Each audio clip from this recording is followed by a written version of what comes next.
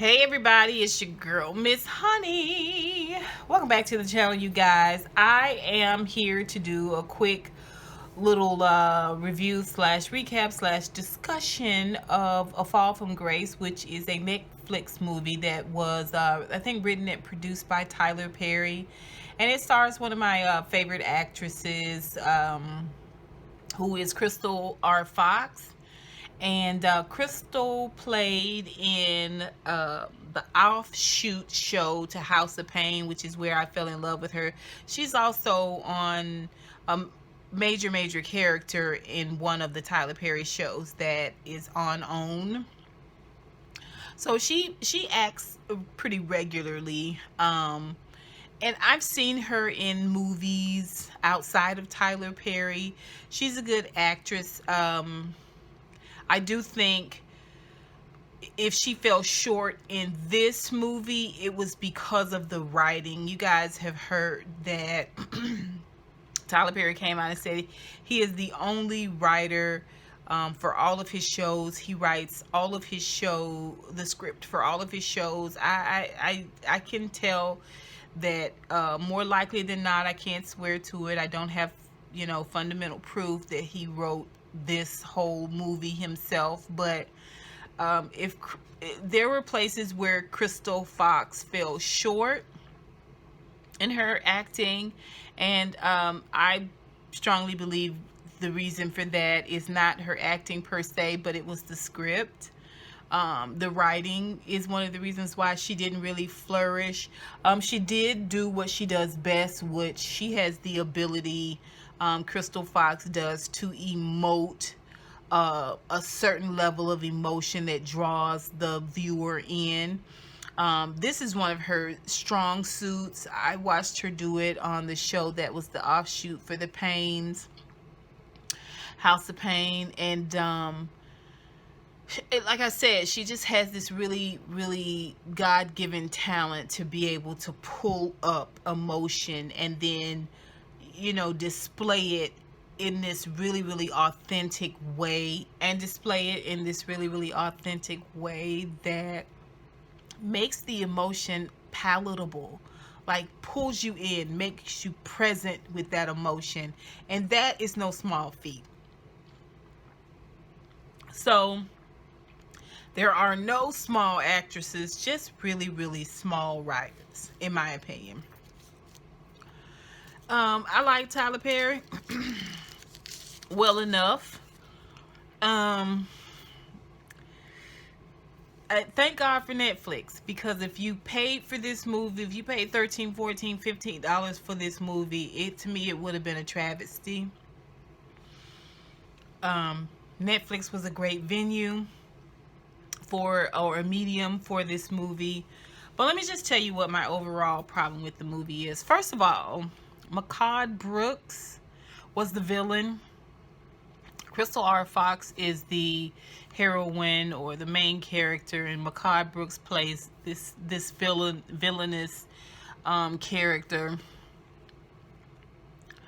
And I promise you, I have seen Mehcad Brooks play this same character somewhere else. In some other show. I don't know if it was a Tyler Perry show. I don't know if it's a Tyler Perry movie. I don't know if it's a completely separate movie altogether. But Mehcad Brooks has played this exact same character in another movie at some point. It'll come to me. It will come to me. If you guys know where we have seen this character, this exact same character, Shane, before, put it down below. My issue with Tyler Perry is that he draws the same female character over and over again. He writes the same female character over and over again. It's like he doesn't really know any strong women. I know that's not possible because Gail, Oprah. It's like he doesn't know any strong women. The way that he wrote this character out to be this sort of weakened, mealy-mouthed, uneducated, although the woman had a ton of education, The woman had he wrote her a position of power. She was a higher up in a bank. She had already been married several years and had a child, a son who was now married and has his own child. She was married to a man that eventually cheated on her with his secretary and then married his secretary. So she was feeling a type of way about that. But she was never a dumb woman. She was never a stupid woman. So to write her in this way where she was a woman who's just so blinded that she allowed this individual to come in. And by the way, there's probably going to be spoilers here, but it is what it is. You allow this man to come in, and this is how the dialogue was written. She goes to an event, and he is at the event. He is also the reason for the event, the main event of the event. And later on looks her up and then starts to pursue her. She is meeting him for dinner. She is going out with him now, I think some 3 months. And she still hasn't let him in her home. She's pacing him down. She's taking it slow. It's not taking this super physical overtone. We see her hanging out and we never see her asking him questions about his past. I don't know any woman that wouldn't have done that. We never see her ask his age. His age never surfaces, if I'm not mistaken. Although he's clearly younger than her. Like I said, we just see him just kind of wooing her, and there's never this moment where she kind of questions him. And then, he does this wonderful thing, asks her to marry him. She marries him. It's this beautiful wedding. Everyone's there. Everyone's down for it. She has a son. The son, we just see briefly at the court hearing, talking to the lawyer. And, there's this really quick turnaround where all of this stuff starts to happen, and she realizes the guy is not who she thought he was, and she's all hurt and she's all devastated, which Crystal Fox does a great job playing this role, right? But Mehcad Brooks is, like I said, I promise y'all, he played this same role somewhere else before. This same villainous character, he's done this before. I can't remember where, but he just overacts. I thought it was weird that he was always half naked or showing some body part in all the scenes. He just was coming across as this kind of eye candy. I don't know for whom. If it was just for the girls. To me, he played I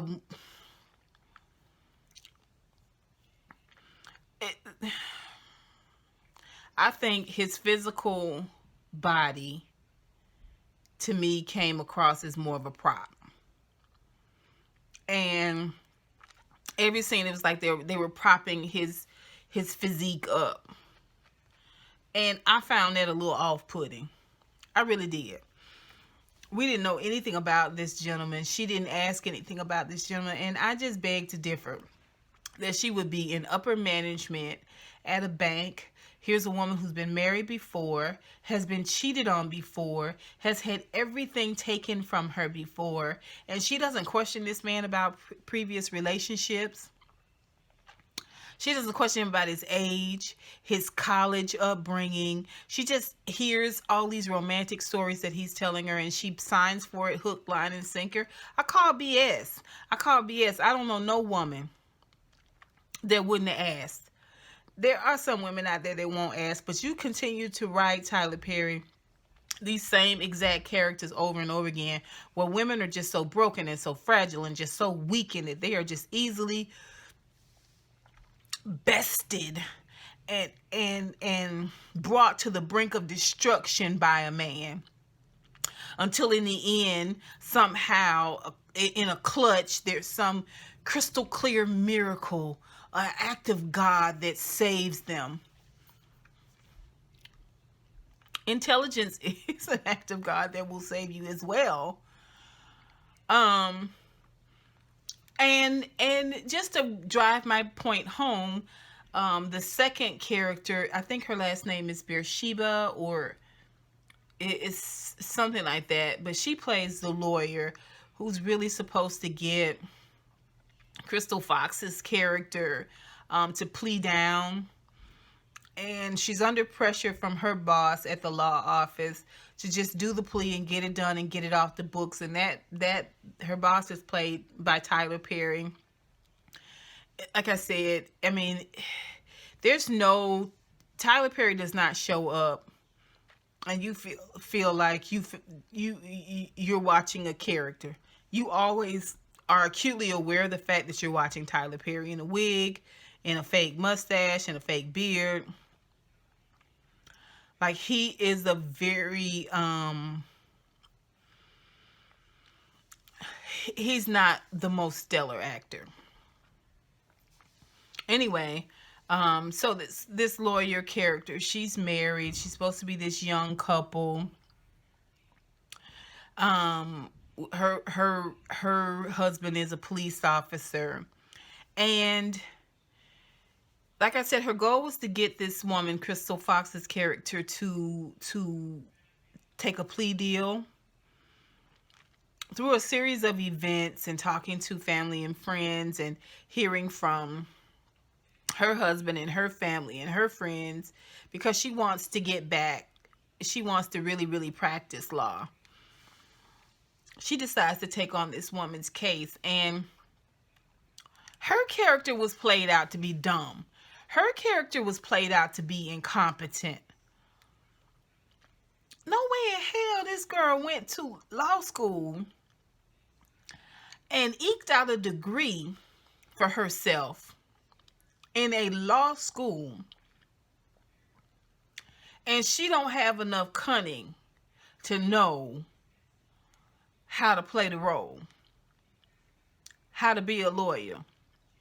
Some of it come from experience, but the way Tyler wrote this character just played her out to be like this weak, wishy-washy, unsure individual, but also a poor lawyer to boot. She played the most oblivious lawyer I've ever seen. Like, what the hell, Tyler? You ain't writing no strong characters. Even if you do write a character with a strong job, a lot of money, nice things, you write this weakness into all of your characters, and it pisses me off, because these are the blueprints that a lot of people use when they say, what's a typical black woman? Whether it's a typical black woman in power, or a typical broken black woman, a typical wounded black woman. Like, this is us. This is all of us. And it's not true. It's not true. For you to have written this character so weakly, I'm not going to get into the storyline. I'm not going to spoil it for you guys like that. But again, I think the bulk of the movie was poorly written, and then we get to this place where it's extra poorly written because he's trying to finish it up, and it's just this super, super flawed presentation of what's supposed to be a twist. And I don't know. You know what I think it is? I think Tyler Perry's writing is an insult to black women. I know it's supposed to come across as an homage, but I think it's an insult to black women. I think it would be best for his brand. It's just my humble opinion. Obviously, he's done well for himself. He's flourishing. Everybody loves Tyler Perry for the most part. He doesn't have to change on my behalf. But bring some writers on. If you really want to do not just your brand some justice, but all of these people that you have employed and given jobs who have fiercely immense talents that are going really underutilized because of the poor writing, you're missing the mark. You're missing an opportunity. And at this point for me, it has become an insult. The way he's writing these female characters has become an insult. Yes, it's cookie cutter. But at this point, it has become an insult. Here you write a woman in as a strong character, but you give her no strong lines. And you give her no strong dialogue. You give her no strong background. We're not able to give this lady credit for anything because the writing is so flawed. The acting, therefore, suffers. You wrote two weak women characters. Felicia Rashad's character had a little bit more depth, had a little bit more layering. I think a lot of that had to do with just the type of character she was playing. I mean, the part at the end, I thought Felicia Rashad did a really good job in pulling that out and executing it, which is a testament to the type of actress she is. But it was such a fly-by-night script. It was like such a 30 minutes before my plane take off, let me write this paper real quick type script. Like, it teed me off. It teed me off that you then wrote, after you wrote a character that was weak and so flawed, and then you write the lawyer character that's weak and flawed.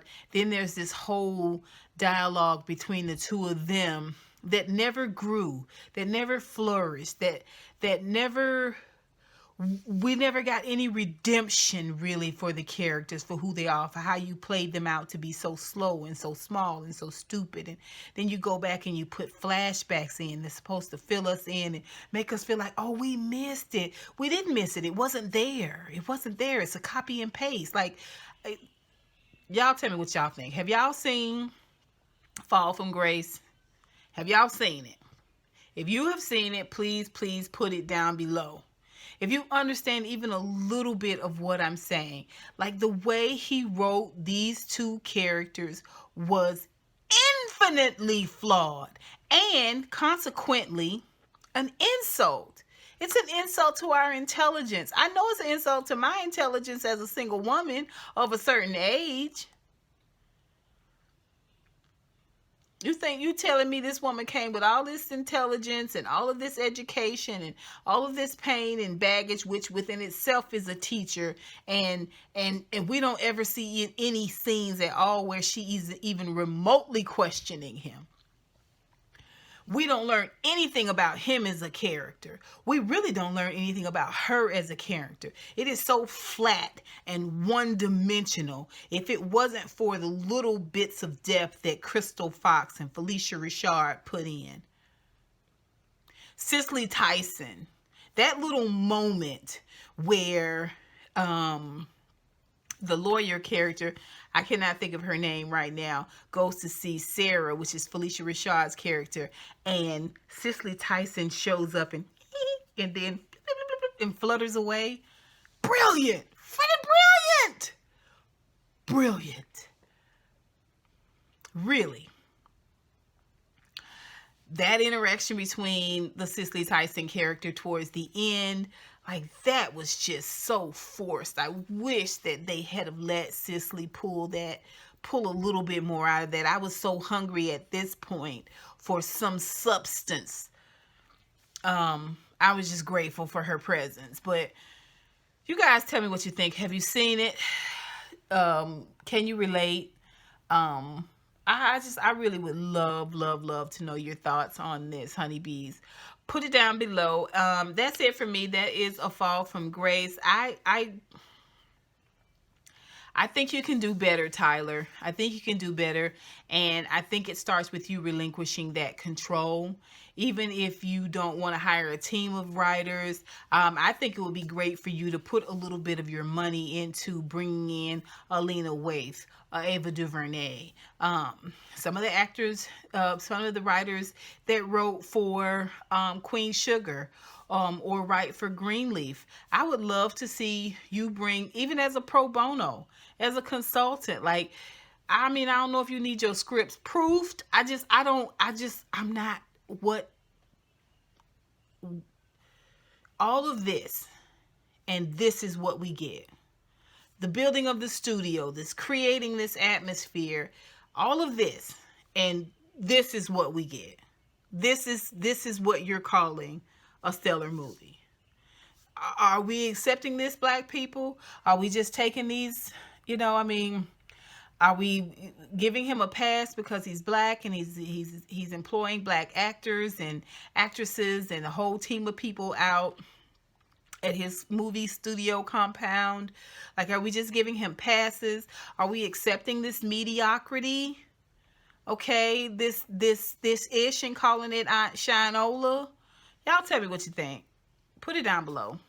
And until next time, honeybees, mwah, mwah, mwah.